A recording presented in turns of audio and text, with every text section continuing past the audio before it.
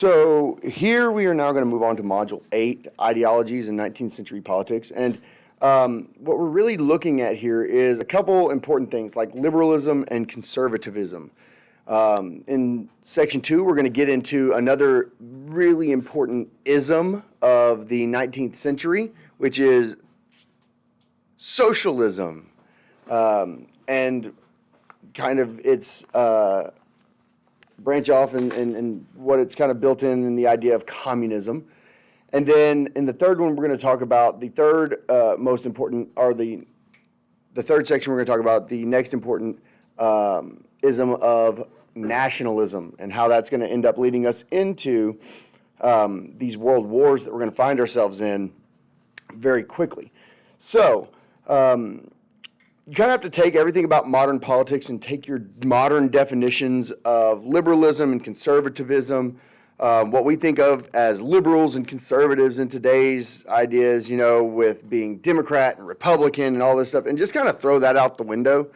That's really not exactly what we're talking about with liberalism and conservatism here. We're not really going in that political ideological format here. So we don't want to get confused when we're talking about these things and how they're used in the 20th and 21st century. We're going to look more at the historical aspects of the road to conservatism and liberalism in this section here. Now, so when we talk about liberalism, particularly in the 19th century context, in the 19th century, again being the 1800s, what we're referring to is something that's called classical liberalism, and it revolves around four main ideas. So the first idea of liberalism is that it wants to establish and protect natural rights. That natural rights being established is key, okay? It's heavily influenced by the Enlightenment ideas of John Locke. It's saying that everybody has natural rights and that the purpose of governments are to write down what those rights are and then protect them. That's what government should serve. So liberalism is going to really emphasize a constitutional government more than, say, like absolute monarchy, where it's basically just left up to the whims of a king or a queen or whatever. So in addition to having things like the Bill of Rights or the Declaration of Rights, it's going to want people to have a constitution that actually spells out the powers that a government is supposed to have, like we do, even though we don't seem to pay attention to that very often in today's world. We kind of just, oh, that's not what the Constitution means. Oh, okay, whatever.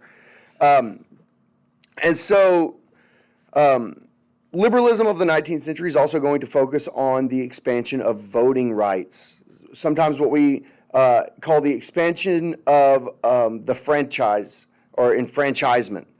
It is going to want to increase the number of people who are going to be able to participate in the government.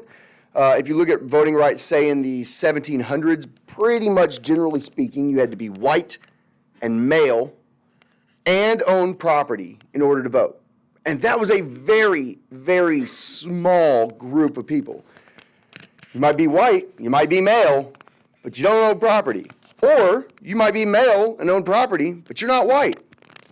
Or you might be white and own property, but you're not male, which is very, very few people. You basically had to be queen to be white and own property, but not be male, because women typically weren't allowed to own property. But over the course of the 19th century, we're going to see that individuals who espouse liberalism are going to be saying that, that just middle-class people should have the right to vote, middle-class men. And later on, working-class men should be able to have the right to vote. Here in the United States, we're going to start to see the argument during the 19th century that African-American men deserve the right to vote. And they're eventually going to get that with the 15th Amendment, which is, going to happen around 1870, which is like 150 years ago, right? After African-American men are going to get the right to vote, women are going to be saying, hey, we want the right to vote as well. Of course, they're not going to get the right to vote in a Western industrial society until well after, the French Revolution or really it's after World War I, pretty much immediately after World War I. We see British women getting the right to vote in 1918, and we have American women getting the right to vote in 1920, which we do with the 19th Amendment. So classical liberalism is really going to emphasize the expansion of voting rights. And it's going to emphasize, lastly, free trade and free markets. So the idea that the government should not interfere in the economy. Adam Smith, he's an economist coming out of the Enlightenment. He argues that the government should not interfere, kind of this idea of laissez-faire, like let it be. And so just liberalism has these four kind of ideas that we're going to see commonly accepted pretty much universally here in the United States. So you'd be like, well, I'm not a liberal. Well, in 1850 you would have been, because if you believe in what the American system is meant to be, then you're kind of a liberal in comparison. Today, like we said, we kind of have to throw out our modern definitions to kind of have this conversation. Now, during the American Revolution, we obviously have the Bill of Rights. We create our Constitution in 1787. And over the course of U.S. history, we're going to expand voting rights. We've also been dedicated to capitalism and free trade. And so we have implemented these ideas. And while today we call Democrats liberals, both Democrats and Republicans hold on to most of these basic ideas, mostly. The other area we see liberalism trying to be implemented is the French Revolution, but not as quite as successful, because the French end up in a more radical direction very quickly. And so liberalism kind of has a little bit of problems there in the French Revolution, much more so than in the American Revolution. It's because of those problems, the French Revolution, that we're going to see places like France going in a different direction in the 19th century. That direction is going to be conservatism. So again, this is very different than the conservatism that's practiced today. When we talk about conservatism in the 19th century, we're talking about a political ideology that has its chief goal is to prevent liberal revolutions. So conservatism really sets itself up in opposition to liberalism. So if liberalism is for constitutional government, conservatism is for monarchies, absolutism. If liberalism is expanding the vote, conservatism is limiting the vote, right? It's kind of the opposite. Rejection of natural rights, authority of tradition, right? And so we're really talking about the idea of keeping power where it is, in the hands of the elite, of the upper class and the nobility. And we're going to see efforts by conservatives to try and restore those ruling elite to power in places where they had lost that power. Now, you could make the argument that, hey, didn't we kind of do that in the United States also? Didn't we still end up in a system where the elites kind of have all the power? Well, yes, but they got there in a different way. They didn't get there by, heritage. Some people, if you are born with a lot of money, you have a leg up. I'm not going to make that argument. But there is an idea that you can work your way up through society in America, that is an option, that you can kind of make yourself into what you want to become. You have people like Ben Carson. If you don't know who Ben Carson is, he has been, run through the mud to some extent in the last decade because of his conservative values. He's an African-American brain surgeon who grew up, I believe, in New York, in the Bronx possibly, or Brooklyn, one of them. Basically, his mom took him to the library like every day and made him get books and read books, and he came from nothing, became one of the most world-renowned brain surgeons that there is, right? And is very wealthy and very, influential. That happens in America. That's not what the conservatives of the 19th century wanted. And so they really want a strong church because they understand the power of a religion, right? That they want church to have strength there, conservative values, because the church can, just think about it like this. Conservative, no matter what era you're in, basically means keep it the same, right? Keep it the same. Liberal means change it. So no matter what aspect of society you're talking about, conservatives want to keep it the same, liberals want to change it. Does that make sense? Liberalism is change, okay? So we see conservatism being put into practice 1814, 1815 at the Congress of Vienna. This is a meeting of conservative politicians who come together from Great Britain, Austria, Prussia, and Russia. And they meet to decide, what are we going to do about Napoleon? Remember, in 1814, Napoleon has been exiled to the island of Elba, or so people thought. Hooray, he's a big downfall after invading Russia. He's no longer a threat to us.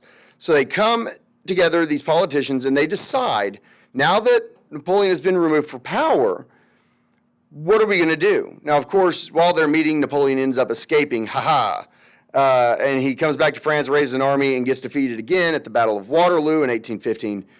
And this lets the Congress in Vienna kind of finish its work, if you will. And 1815, Napoleon is permanently defeated. The Congress of Vienna is able to implement its plan on how to handle the politics of Europe post-Napoleon. So their big decision at this Congress is that they're going to restore all the old monarchies of France, Spain, Naples, all of this after Napoleon's defeat.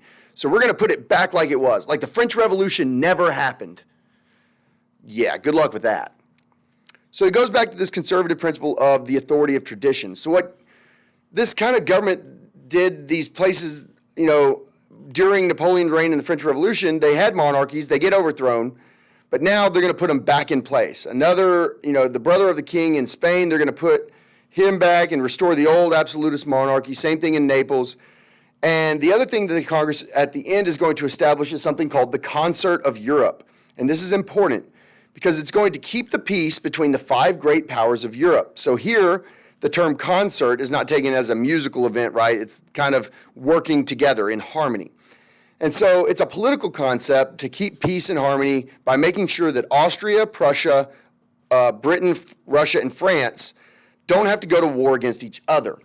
And they don't have these powers becoming strong enough to take over the other ones. And so they don't want to see something like Napoleon coming to power again and trying to create this European empire.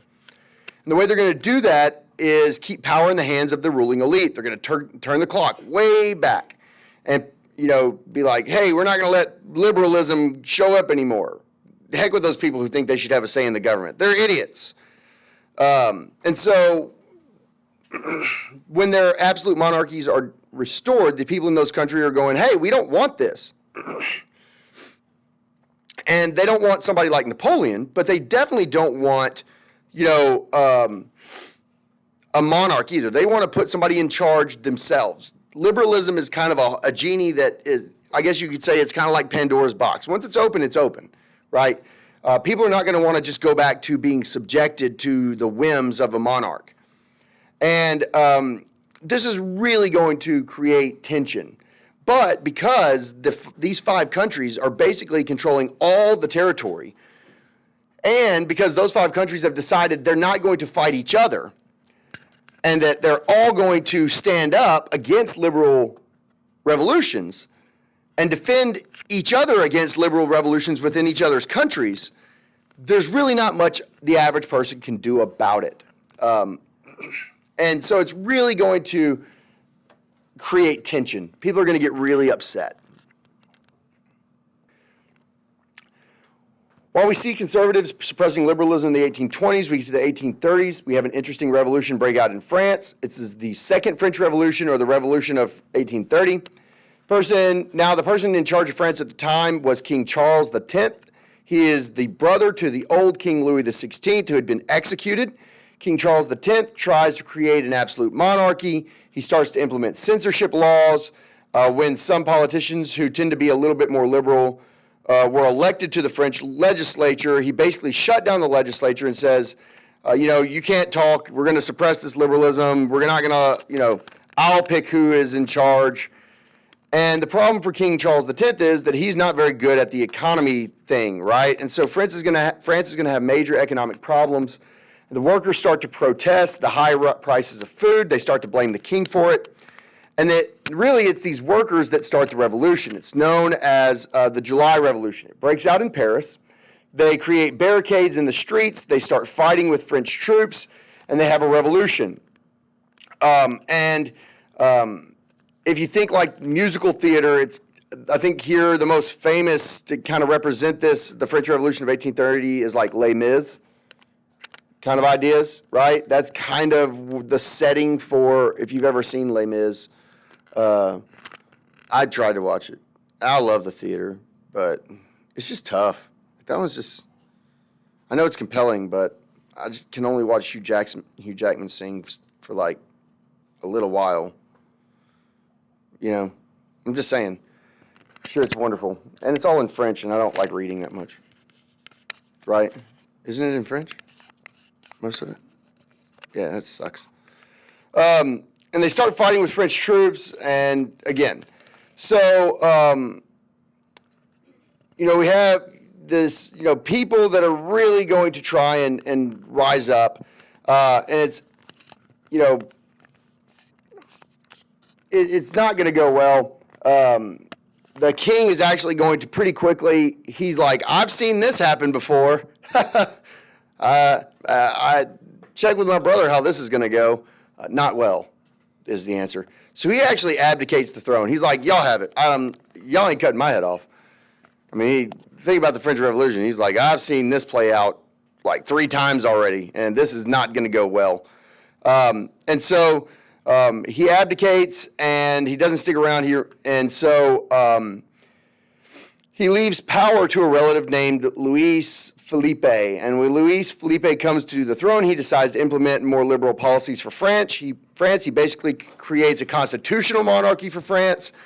And we're seeing here that even though we have these principles of conservatism that are meant to prevent liberal revolutions, they can't entirely be successful in stopping it, at least not in France. So liberalism and conservatism are going to be the 2 main political ideologies that dominate the 19th century, but even here we have some variations on the general themes. So one of the historical significance is that we do see the British conservatives kind of go in a slightly different direction. They do allow for some gradual changes towards liberalism, but because of that, we won't see Britain going through major revolutions in the 19th century. Because remember, they had Parliament, they had the English Bill of Rights, they had the Magna Carta, right? The rest of Europe, however, is going to see, the battle between liberals and conservatives in these revolutions really kind of rise. And we're going to see these revolutions kind of create chaos. And it's going to become even more complicated. We're going to see the emergence of other things like socialism and nationalism. And that's going to make things even messier. And those ideas are what we're going to talk about in the next 2 sections. So